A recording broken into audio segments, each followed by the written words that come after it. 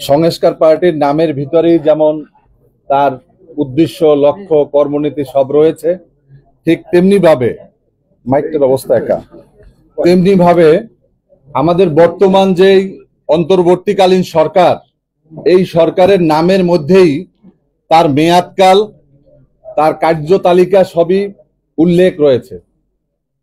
অন্তর্বর্তীকালীন শব্দের আগে মনে হয় একটা সরকার ছিল এবং পরে একটা সরকার আসবে। এই সরকারটি কিছুদিনের জন্য আছে।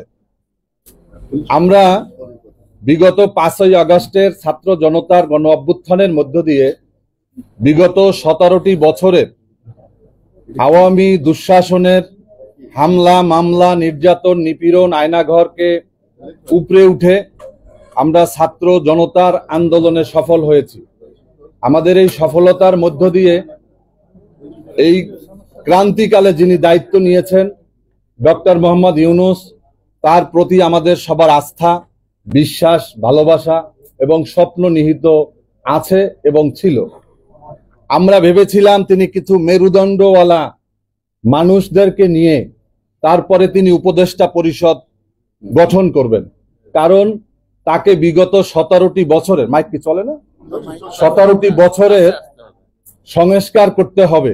বিগত 53টি বছরে যা হয়নি সেই কাজগুলো তাকে করতে হবে, এটাই আমাদের প্রত্যাশা ছিল। কিন্তু আমরা দেখলাম এখানে অনেকে পরিবারতন্ত্র নিয়ে কথা বলেছেন, কিন্তু স্বজনপ্রীতি নিয়ে কথা বলেননি। আমরা দেখলাম যে ডক্টর মোহাম্মদ ইউনূস সাহেব তিনি দায়িত্ব পাওয়ার পরে উনি ওনার টিম, এত সুন্দর টিম উনি তৈরি করলেন।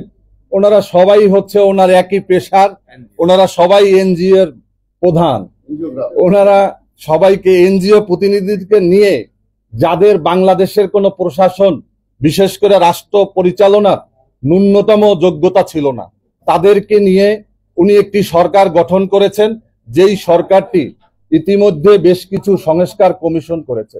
আপনারা জানেন যে বাংলাদেশ লেবার পার্টি, আমরা বিএনপির সাথে 2007 সাল থেকে আন্দোলন সংগ্রামে কাজ করে যাচ্ছি। বিগত 2022 সালে দেশনায়ক তারেক রহমানের নেতৃত্বে আমরা 27 দফা ঘোষণা করেছিলাম। পরবর্তীকালে মান্না ভাইরা সহ আমরা সমস্ত আন্দোলনরত যুগপৎ আন্দোলনের দলগুলো মিলে আমরা 31 দফা আমরা ঘোষণা করেছি। এই 31 দফার ভিতরে এখানে অনেকগুলো কমিশনের কথা বলা হয়েছে। 1 নম্বর দফাটাই হচ্ছে সংবিধান সংস্কার কমিশন। এটা আমাদের 23 সালের কথা।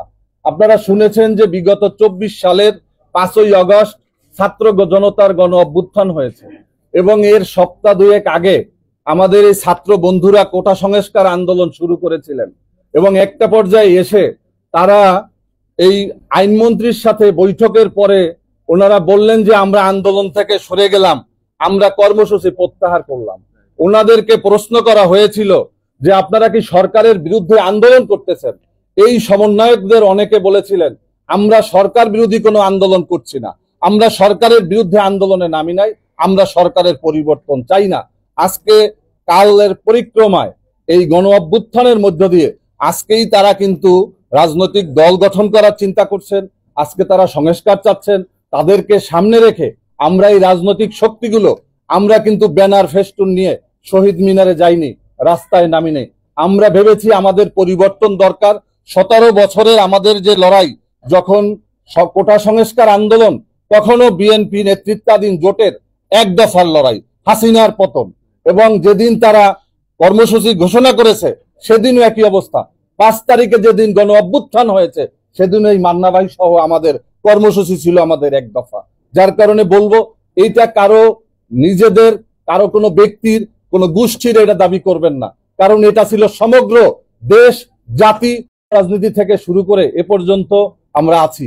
আমরা দেখেছি নারীদেরকে যতই সামনে নিয়ে আসতে চান না, সুযোগ দেওয়ার পরেও আসতে চান না। এটাই হচ্ছে বাস্তবতা। এখন এই যে আমাদের রাষ্ট্র সংস্কার করতে হবে, আমার বিশ্বাস যে এই যে উদ্যোগ, এই উদ্যোগগুলো বাস্তবায়ন করতে হলে এজন্য মেরুদণ্ডওয়ালা মানুষ লাগবে। আমরা এদেশে অনেক সংস্কার কমিশন দেখেছি, অনেক শিক্ষা কমিশন দেখেছি আমরা, কিন্তু অনেক সুপারিশ আমরা দেখেছি, কিন্তু বাস্তবে এই সংস্কার কমিশনের প্রস্তাব বাস্তবায়ন খুবই কঠিন কাজ।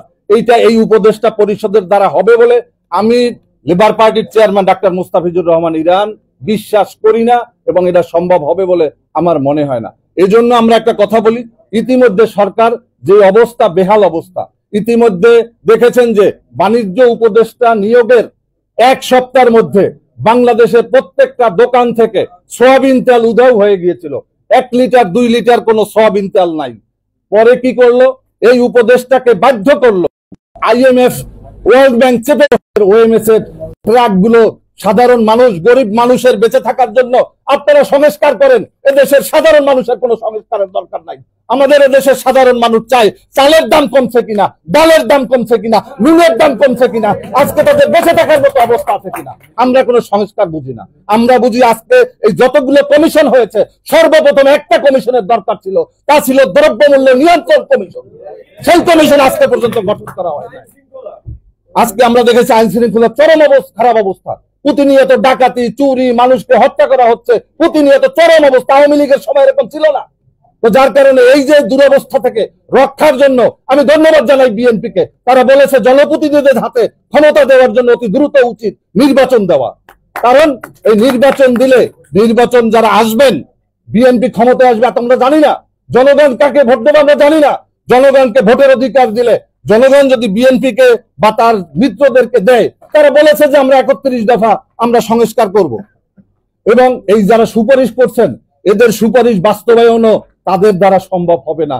কারণ পরবর্তীকালে এই সংস্কারগুলো চলমান প্রক্রিয়া। আপনি প্রত্যেকটা ঘরের ভিতরে কমিশন সংস্কার চলছে। আজকে বালিশ ছিঁড়ে গেছে, আপনি বালিশ কিনছেন। কালকে আপনার পর্দা পূরণ হয়ে গেছে, আপনি কিনছেন। এই সংস্কারটা একটা চলমান প্রক্রিয়া। এটা কোনো নির্ধারিত সময় দিয়ে এবং আছেন বিচার। এই ছাত্ররা বলতেছে যে বিচার করার পরে নির্বাচন। বাবা, এটা কি মক জাস্টিস হবে নাকি?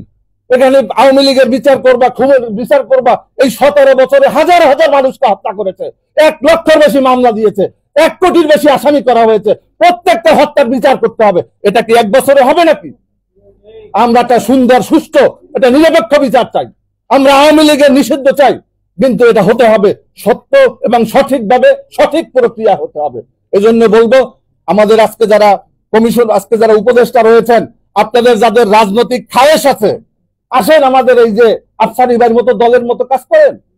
আপনি ডাক্তার মোহাম্মদ ইউনূসের প্রশাসনকে ব্যবহার করবেন, তার গাড়ি, টাকা পয়সা ব্যবহার করবেন। মান্না ভাই, আমি, এই মমিনুল আমিনরা, আমাদের রাজনৈতিক, আমাদেরকে বরাদ্দ দিতে হবে যদি এই নাগরিক কমিটিকে টাকা দেওয়া হয়। আজকে তারা টাকা কোথায় পাচ্ছে? টাকা এই রাজনৈতিক করার জন্য বিভিন্ন জায়গাতে যে এত বড় বড় সমাবেশ করছে, সমন্বয়কে কোথায় টাকা পাচ্ছে? যাদের মানুষের বাড়িতে ছাত্র পড়িয়ে তারপরে জীবন জীবিকা চলতো, আজকে তারা এত টাকা কোথায় পাচ্ছে? এটা দেশের মানুষের জানার অধিকার রয়েছে। এদেশে অসংখ্য রাজনৈতিক দল রয়েছে যারা অর্থ কষ্টে তাদের কর্মসূচি পালন করতে পারছে না। আর নির্বাচন কমিশন এটা হচ্ছে আইন করে রাখছে। এদেশে না জানে কে যে ছাত্র দল, ছাত্রলীগ, ছাত্র শিবির এগুলো হচ্ছে অঙ্গ সংগঠন। আপনি বলে দিয়েছেন যে অঙ্গ সংগঠন থাকতে পারবে না। আপনি বলেছেন যে 10% কোঠা থাকতে হবে, নিবন্ধন দিয়েছেন। ওই তার দলে 10% মহিলা যুক্ত হয়েছে। বলেন আজকে কত বছর হয়েছে? 2008 থেকে আজকে 25 সাল চলতেছে। যার কারণে বলবো যে এই সমস্ত আইন কার্যকর করা সম্ভব হবে না। এই সমস্ত আইন আইপিও থেকে বাদ দিতে হবে। রাজনৈতিক দলের নিবন্ধন সহজ করতে হবে। এবং যদি আপনারা নিয়ন্ত্রণ করতে চান, তাহলে প্রত্যেকটা রাজনৈতিক দলকে প্রতি বছর অর্থ বরাদ্দ দেন, তারপর আমাদের কাছ থেকে জবাবদিহিতা গ্রহণ করেন। ধন্যবাদ আপনাদেরকে, ধন্যবাদ সবাইকে। আসসালামু আলাইকুম ওয়া রাহমাতুল্লাহ।